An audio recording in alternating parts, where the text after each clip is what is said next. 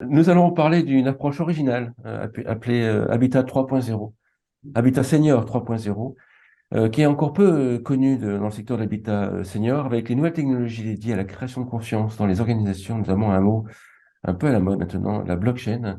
Nous allons parler avec notre invité qui connaît bien le sujet, Rubens Valsi, qui est le cofondateur de We Are One. Bonjour Rubens. Bonjour Frédéric.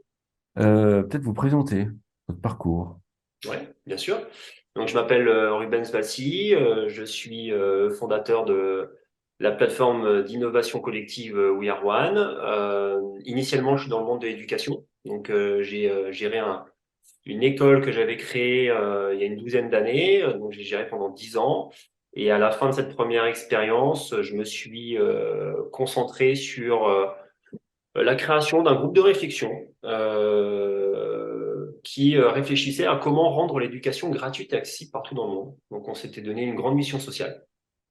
Et j'ai passé un an et demi à peu près avec ce groupe de réflexion à réfléchir à différents cas d'usage, des petits cas d'usage à des cas d'usage beaucoup plus internationaux, et de se dire, voilà, qui on peut mettre autour de la table pour réfléchir et faire avancer les choses de manière collaborative et de manière, on va dire, la plus intelligente possible sur sur des gros sujets très ambitieux. Et puis, au fur et à mesure des cas d'usage et des réflexions, on s'est rendu compte qu'il y avait deux piliers essentiels dans la construction des projets. Le premier, c'était la transparence dans les projets qu'on proposait, de faire en sorte que les gens sachent ce qu'on fait, qui on est et où l'on va au mieux. Et puis, le deuxième pilier, c'était le pilier de la gouvernance participative et démocratique. Intégrer les contributeurs, intégrer les personnes intéressées dans le projet le plus tôt possible dans l'élaboration du projet pour qu'ils puissent aussi également co-détenir et co-construire le projet avec nous. On s'est rendu compte que ces deux piliers-là étaient essentiels dans nos cas d'usage. Et puis, petit à petit, on s'est dit, bah, mince, finalement, ces deux sujets de transparence et de gouvernance participative sont quand même très transversaux à énormément de secteurs d'activité. C'est une demande aussi sociale qui se fait de plus en plus sentir à ce niveau-là. Et on a commencé à réfléchir à d'autres secteurs d'activité dans lesquels on pouvait apporter peut-être des réponses et des solutions liées à nos réflexions de ces deux années passées.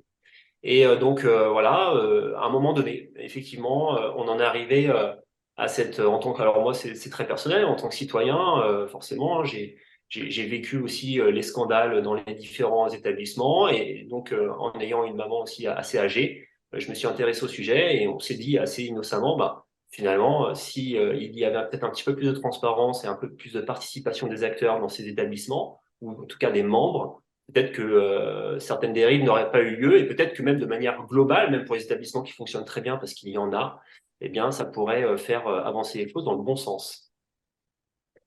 Concrètement, c'est quoi? C'est pour que les gens qui nous suivent comprennent.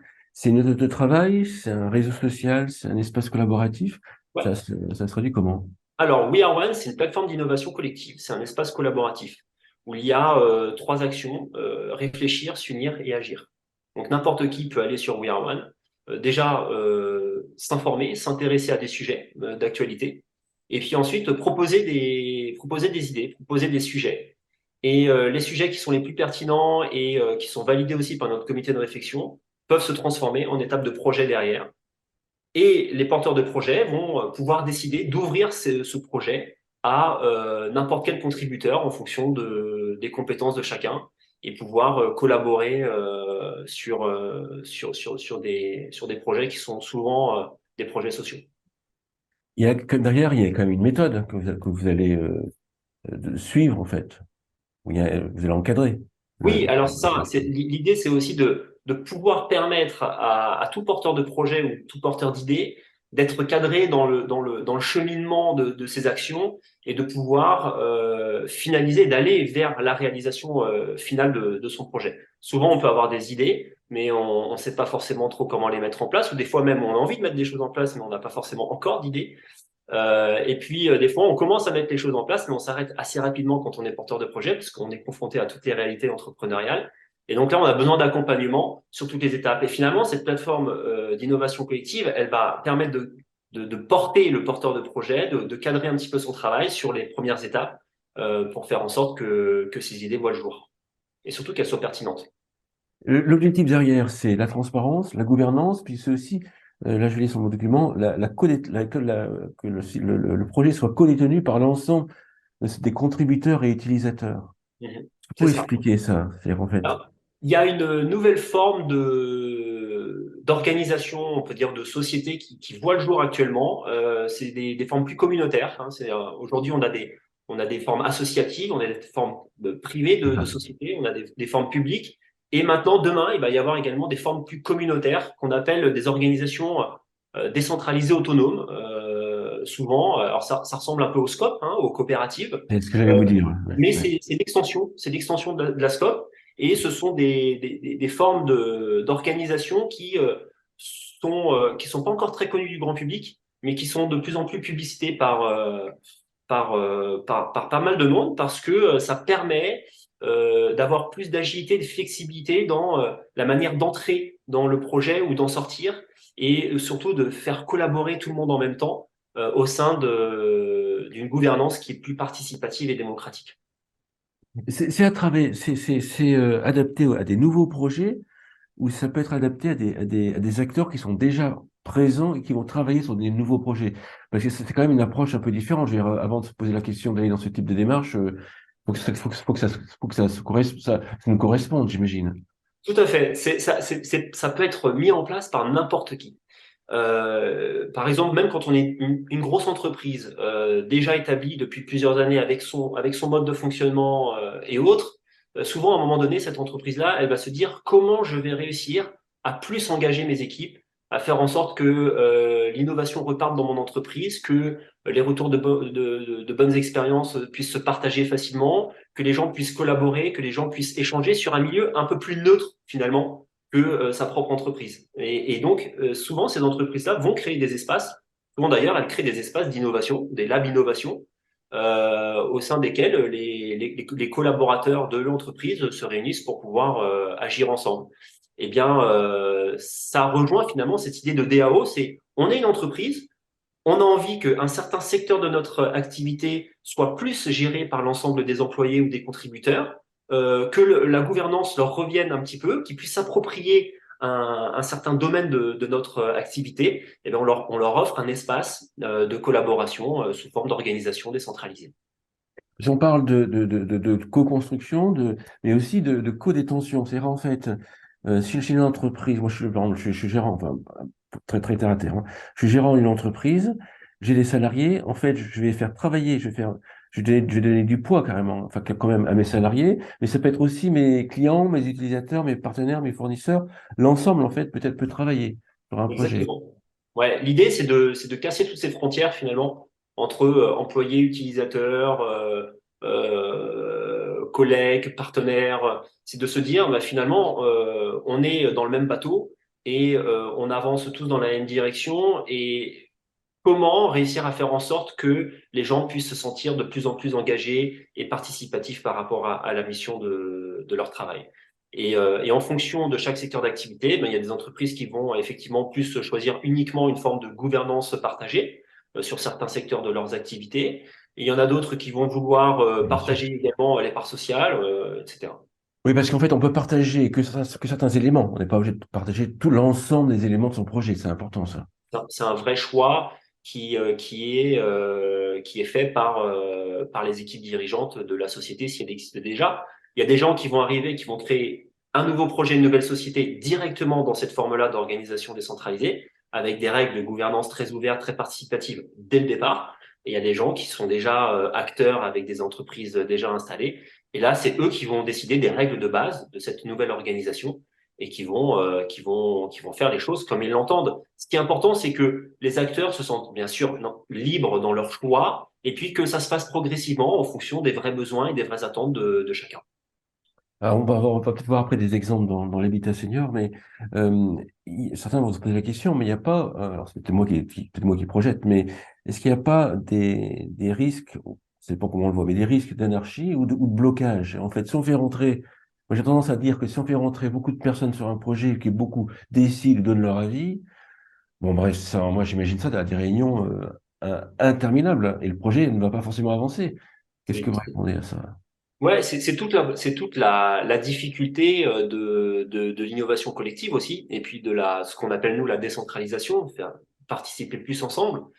Ça fait partie des problématiques et ça fait partie finalement des réflexions initiales de réussir à cadrer le juste niveau de gouvernance par rapport C'est ça. à la typologie des acteurs.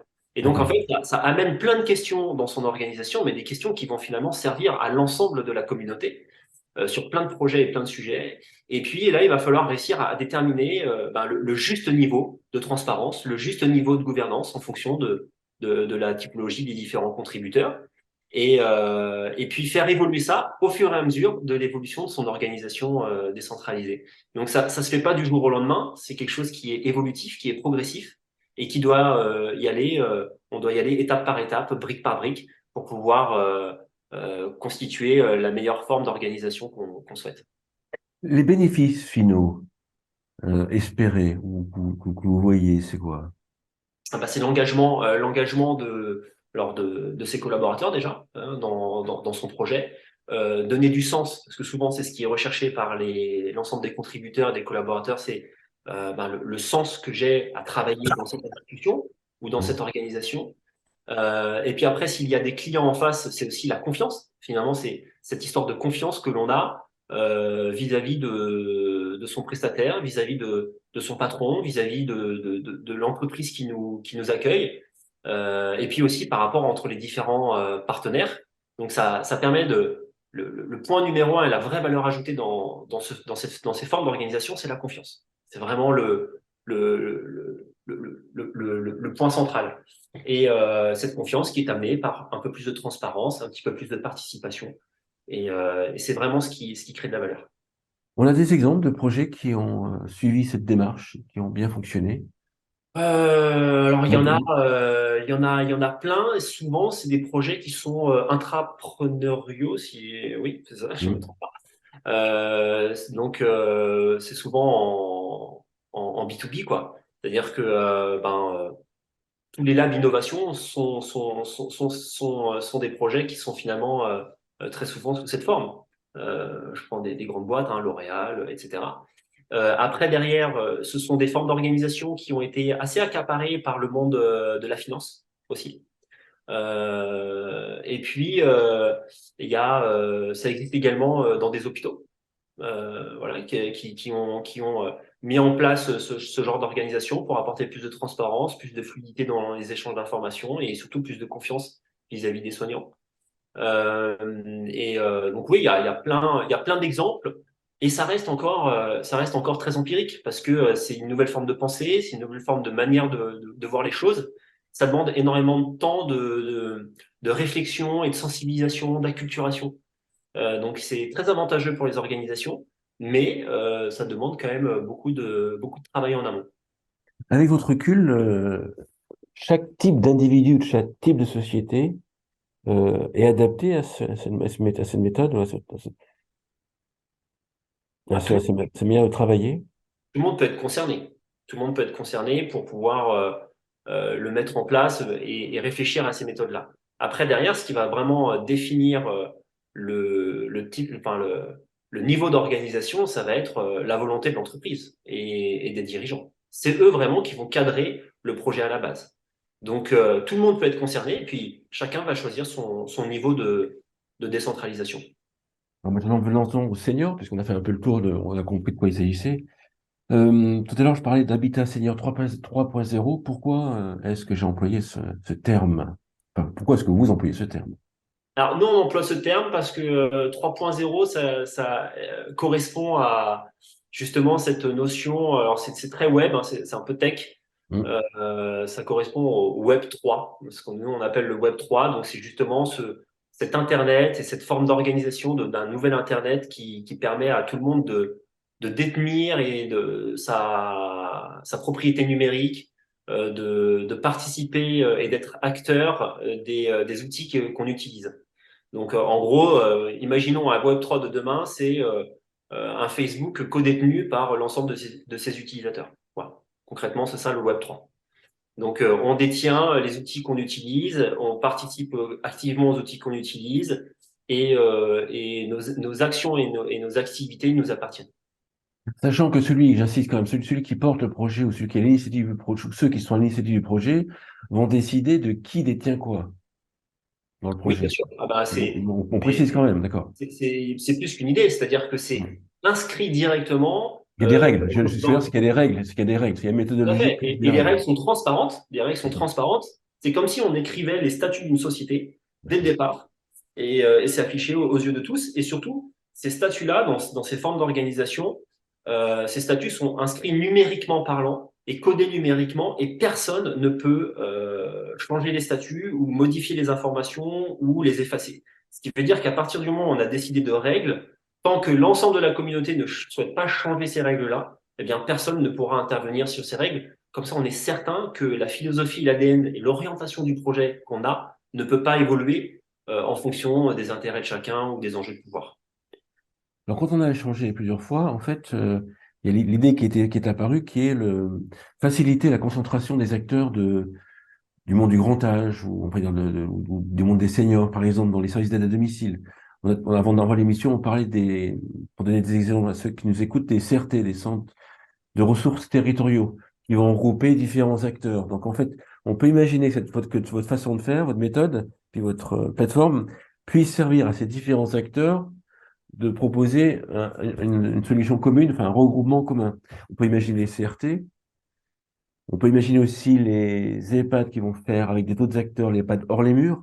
Donc c'est ce genre de projet qu'on peut avoir. Exactement. C'est tous ces acteurs qui essayent de permettre, ou en tout cas toutes ces initiatives qui veulent permettre aux bonnes pratiques de se faire connaître par les autres établissements, de mieux collaborer, de mieux échanger. Bah, bien sûr, la plateforme We Are One, elle est faite pour ça, hein, concrètement. Je pense aussi au Gérontopole, souvent aussi, qui essaye de réunir les différents acteurs. Donc, ouais, il y a énormément d'acteurs qui vont vers ça. Ouais. Quels sont les freins à ce type de solution?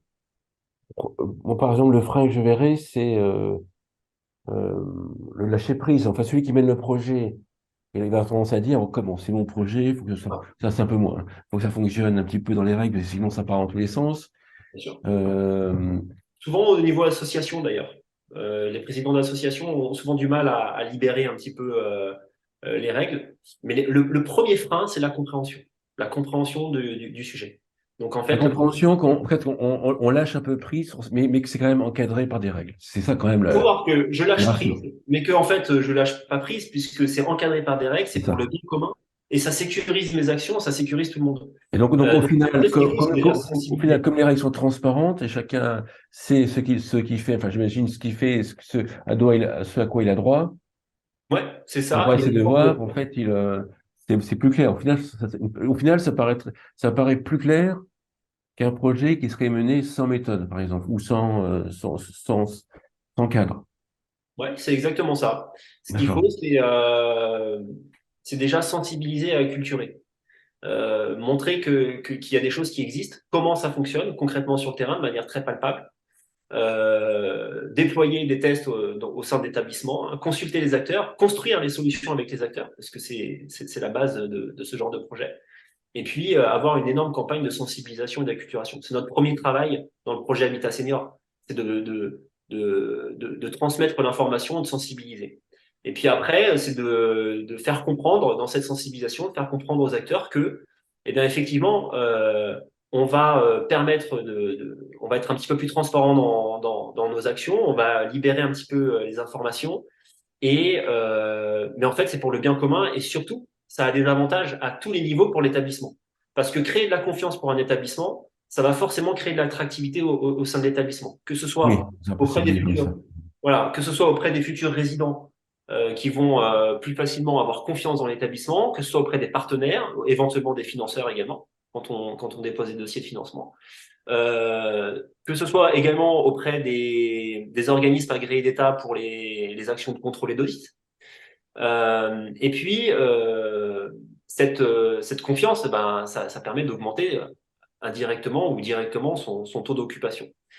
Et en plus de ça, ces nouvelles formes d'organisation et de technologie vont aussi avoir d'autres avantages parallèles qui vont permettre aux établissements de réduire certaines charges. notamment les charges administratives de back-office. Étant donné que tout est enregistré sur une sorte de livre d'or, mais qui n'est pas modifiable ni falsifiable, ce qu'on appelle la blockchain que vous avez mis tout à l'heure, eh bien, ça va permettre de réduire drastiquement des activités de back-office qui prennent énormément de temps aux directeurs d'établissement et à leurs employés. Donc, on va pouvoir augmenter peut-être potentiellement le taux d'occupation et puis la confiance vis-à-vis de l'établissement. On va pouvoir réduire certaines charges aussi et pour améliorer le bien-être des salariés, redonner du sens aux activités et faire en sorte que la gestion de son établissement soit un petit peu plus fluide. Parce que, oui, parce qu'en fait, au tout début, lorsque vous m'avez présenté l'idée, en fait, votre vision, ce qui m'a fait réfléchir, c'est que vous imaginiez, si je ne me trompe pas, qu'en fait, un EHPAD, en fait, dans les parties prenantes, en fait, de ce mode de fonctionnement, qui est les résidents, qui est les salariés, qui est même peut-être les familles, plus les fournisseurs, plus les partenaires, plus les acteurs autour de l'EHPAD. C'est ça, que chaque personne qui C'est quand même participe à la vie de disruptif, l'EHPAD. hein. Ouais, bien sûr, oui. Ben, l'objectif, c'est ça, hein, c'est d'intégrer le maximum de monde. Et puis après, c'est aussi tester, parce que ça, c'est la vision de base. Mais après, il faut le mettre en pratique sur le terrain avec des établissements partenaires, et puis voir ce qui fonctionne vraiment, à quel niveau ça a de gros avantages, à quel niveau c'est moins avantageux, et pouvoir déployer une solution qui soit adéquate.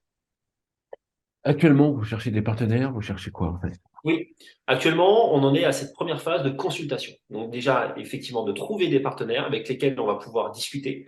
Donc des directeurs d'établissement, des soignants, des aidants, des résidents aussi, hein, en parallèle, bien entendu, et de consulter, de discuter, d'échanger, et de voir à quel niveau notre technologie permet concrètement d'aider les établissements dans leur modèle de gestion et alors soit d'améliorer leur taux d'occupation, soit de réduire certaines charges précises, soit d'améliorer la traçabilité des actes de soins. Enfin, il y a plein de sujets qui rejoignent et qui sont abordés grâce à ces technologies.